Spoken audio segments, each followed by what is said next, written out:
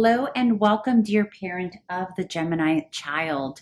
I hope you are doing great. This is the reading for December 2021, and it is very late, but I hope it still brings you value and guidance for the remainder of the month.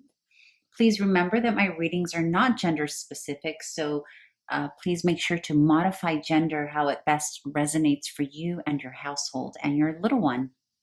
And also, you are all welcome here for different age ranges. Some of you are here for little ones, little babies. Others of you are here for teenagers.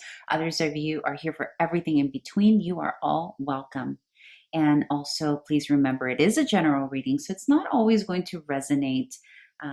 But if it does, wonderful. And if it doesn't, come back next month and see if that resonates and works for you.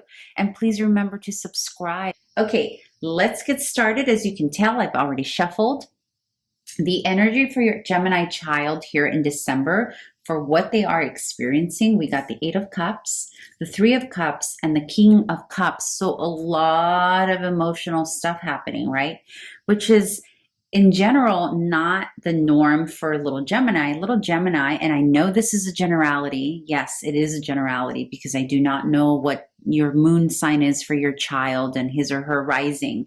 But in general, the Gemini energy is very cerebral and intellectual and a bit of a, overthinker, right? Kind of thing, bit of an analyzer, very smart. Geminis are, oh my God, so smart.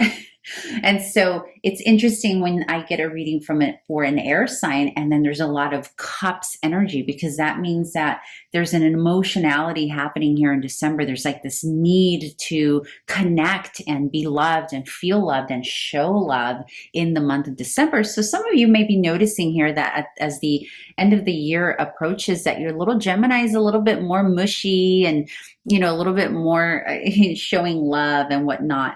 But more specifically, I do see that there's an energy here of moving away from a particular group of kiddos, potentially kiddos, maybe siblings, maybe classmates. There's a moving away from one energy into another energy here with the Three of Cups. So maybe in the past few weeks or so, little Gemini has come into new associations, maybe even a new sibling, but it's good, happy energy. It's something different and new that little Gemini is experiencing, and walking into it confidently and not necessarily missing what he or she is leaving behind. And this could just be by default, right? Like, it doesn't have to be that he or she intentionally walked away from a situation or anything like that. It could be that just by default of a new classmate or a new sibling or a new neighbor, they're finding this really beautiful connection with other playmates here. It's very nice.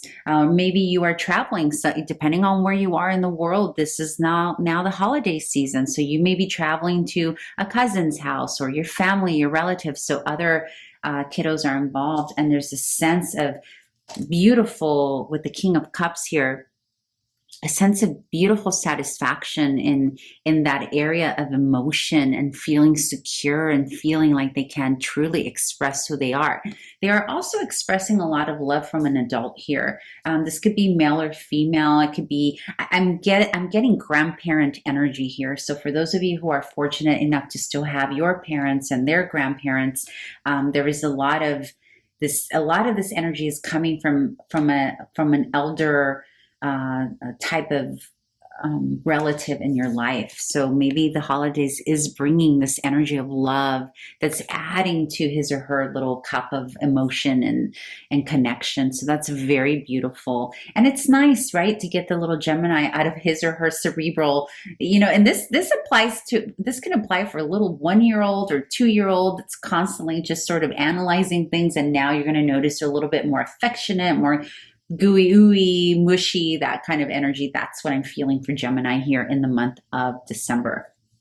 Okay, let's move on to a potential conflict or challenge here. We have the Nine of Pentacles, and we have it with the Ace of Swords and the Eight of Swords. So a potential challenge and conflict that little Gemini may be facing is figuring out how to be their own person in the midst of all these other energies that they are experiencing, right? Because the Nine of Pentacles feels very grounded and sure of himself or herself. So if it comes up in the conflict position, paired with the Ace of Swords, how we communicate, and the Eight of Swords, you know, that restless energy that gives us a little bit of anxiety or nerves. But from a child perspective, the cards need to be read slightly differently, right? So the Eight of Swords for a child's reading manifests itself with more of like overthinking, maybe some fear, maybe some shyness, maybe some, you know, not sure of himself or herself, or not sure how to communicate with this new group of people or relatives or new environment that they're going into here in December.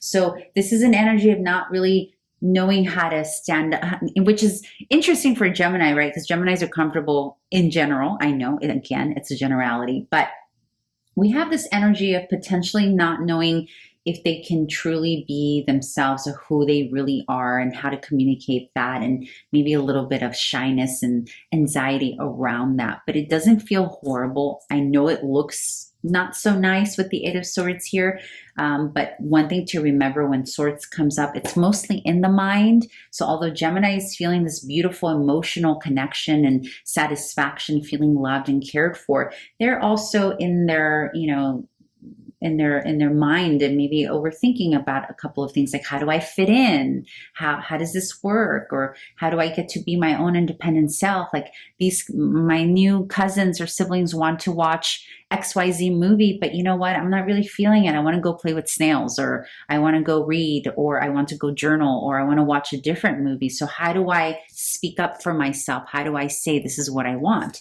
For those of you who have little bitty itty ones, it could be that they are not yet able to express and say what they want to say because they don't have language yet, right? And so this is a little bit of agitation that can happen. So you may notice that if you have a baby that cannot speak yet or doesn't know how, or even a toddler that still trying to put their sentences together, that they may be struggling with like too much energy, too much with, you know, them figuring out how to get what they want, how they want, because they're still little. Right? But again, this can apply to any age. Now, let's move on to what you can do here with the advice from Spirit is for you, the parent, on how to navigate or how to help your child through the situation here in December. And here we have the King of Cups, which again, it enunciates this energy here, right? So it's a reminder that your little one very much needs this King of Cups energy right now. That could be coming from you, the parent. It can be coming, again, I keep feeling grandparent energy as well. There's a feeling here of really needing to give lots of love and abundance to little Gemini here through December. There's a need here. But it's also paired with the Seven of Swords, right?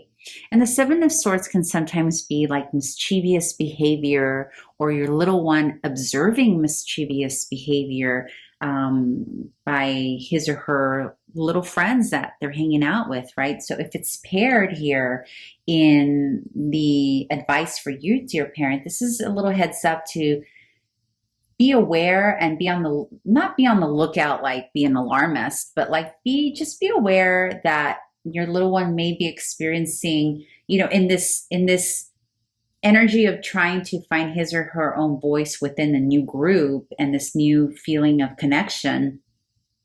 They may be feeling like maybe others are being not so nice, you know, that kind of energy. And Spirit here is saying to be aware of that potentially happening, because it can cause some sadness here with the Five of Cups, or it can cause your little one to feel bad about like, well, you know, focusing on the negative a little bit more than on the positive. But, you know, it's you have the power to now, you know, turn the wheel here for him or her. Like, okay, this is happening, but it's not necessarily what has to happen, right?